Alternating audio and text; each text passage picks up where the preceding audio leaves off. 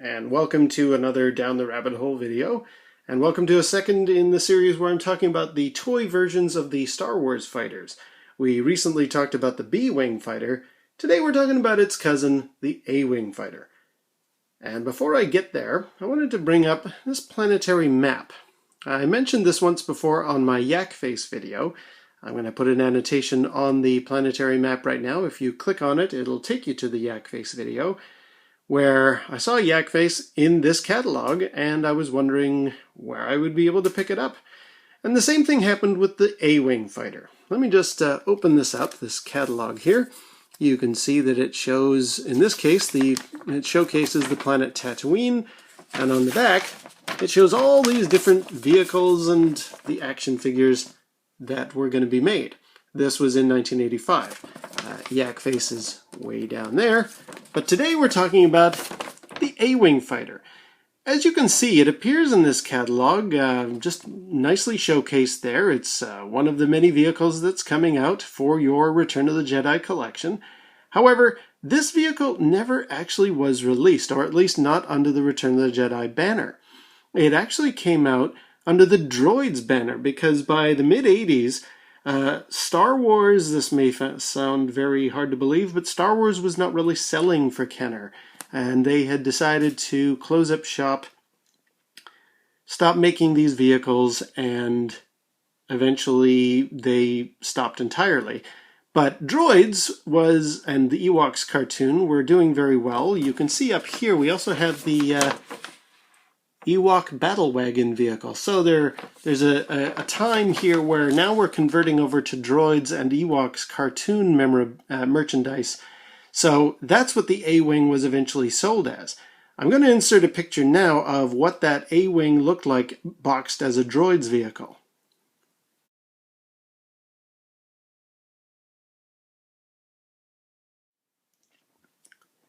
Now, I'm kicking myself because in 1986, I was going through a local store and noticed in their toy section that Droids branded A-Wing sitting on the shelf. And I thought to myself, oh, I'm not going to worry about getting that. I know it's also under the Return of the Jedi label because it appears in this catalog.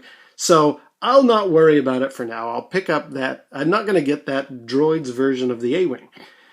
Unfortunately, I should have, because it never came out under any other kind of a box, and for many years that Droids branded version of the A-Wing was a rare vehicle to find, and I should have picked it up.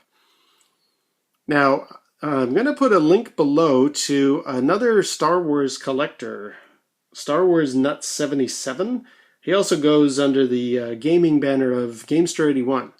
And he has one of those Droids branded A-Wing fighter toys, and he's showing off in close-up detail what it looks like. What's interesting is, given it was made for the cartoon, it doesn't have much of a cartoony look. It could easily sit beside your X-Wings, your Y-Wings, your TIE Fighters in your collection. It looks mature like the other vehicles. It doesn't have a cartoony look at all. Like I say, I never did get that one, and I was kicking myself for years. I wish I had. But what I did find many years later, I think it was the late 90s, was this. It's an A-Wing. Now, it's not the toy, and it's not the right scale. Any collector can tell right away this is not a proper A-Wing toy, because these fins here should also be similarly mirrored down there. For this thing, they decided to shave all of that off, I guess so it could sit down quite easily without any kind of landing gear.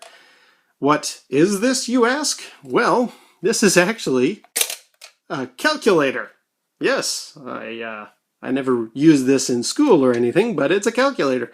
The LCD doesn't really work anymore. As you can see, it's aged very badly, but yeah, it's an A-Wing of some kind that I could at least put on the shelf next to my other vehicles, and at least the A-Wing would now be represented, since I never did buy that original one in 1985. What's also kind of cool with this is it's got a little button here for some sound effects. The blasters, also the engine sound. And most noteworthy, the sound of the pilot Although I think that's probably misquoted because I think that's from an X-Wing pilot in the first film. But regardless, I'm going to get back to the A-Wing pilot because there's a bit of a story there, and an interesting little anecdote that I found out recently when I got the Blu-ray set for Star Wars. However, let's continue to talk about this calculator version. As I say, for the longest time, this was what I had to represent the A-Wing in my collection. Oh, and somebody mentioned in my B-Wing fighter review, they were very happy to find out how the B-Wing got its name, so I figured I'd do the same thing here. So why is it called an A-Wing? See, it's a letter A. Anyhow, so one thing I always found kind of curious about the representation of the A-Wing, at least as a toy, they always showed that these guns could rotate. And if you ask me, that actually would be a poor design choice. If you're flying what is famed in the galaxy as a very fast and nimble and maneuverable fighter, you don't want to add extra complication by having to aim your guns up and down. I would think they would be affixed straight to the front of the ship. And as you are flying, you would use the nose of the vehicle to do your aiming of the blasters, but that's just me. I think in video games and other places where you can actually fly an A-Wing, the guns do just fire down the front of the ship. However, in all versions of the toy, these things rotate. Seems a bit silly. Then, a few years later, I did actually manage to correct my oversight as a collector. I managed to find an A-Wing. In the late 90s, I did manage to get this, the A-Wing, part of the Power of the Force line, complete with A-Wing pilot. He's kind of slipped back there a bit. And I was very, very happy. This is the original droid's mold, and they have recreated it with very slight differences. There are apparently some changes to the engine here that make these ridges a little different on this version of the toy compared to the original droid's one. And there's a couple of other minor changes as well. I have never opened this, nor am I going to on camera now. I figured, having made my mistake once before, I am not breaking the seal on this thing. So this is staying in my collection unopened. You might have noticed here, it still has its original price tag on it, $26.99. But in fact, I must have got it on sale or something, because here the receipt mentions $21.59. I'll do a little close-up here. So as you can see, I got this here in Canada at the Bay, and there's the Bay receipt. It was actually on sale. It was only $21.59, and there's the date there, December 13th, 1997. I'm very happy to have finally got the A-Wing in my collection, and in fact to have two of them now is even more awesome. As I mentioned earlier, there's a little story about the A-Wing pilot. I'm going to just cut now to footage where you'd be surprised what we always assumed about the A-Wing pilot is actually not true. Unfortunately, there isn't too much footage of just the A-Wing from Return of the Jedi that I could isolate very easily. I'm going to try my best here. But you've seen the vehicle. What we really want to talk about right now is the pilot, hence my outfit. Alright, here he is. There is a name for this character in the expanded universe, but I'll get to that in a second. Primarily, I just wanted to point out, now there's this fella, and there's also another slightly older, sort of chubbier looking guy. I'll insert a picture of that other fella right now. But we're not so much talking about that A-Wing pilot, it's this A-Wing pilot that I find the most fascinating.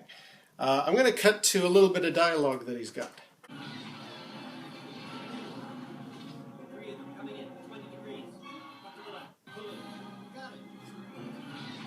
Alright, so I've got this little part running in a series, or in a rotation here, so ignore the fact you keep hearing the same lines over and over.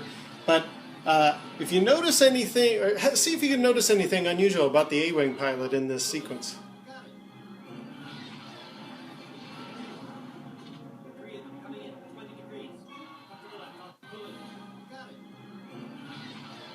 may not be immediately obvious, but I'm going to cut to some other footage now that astounded me when I got the Blu-ray set.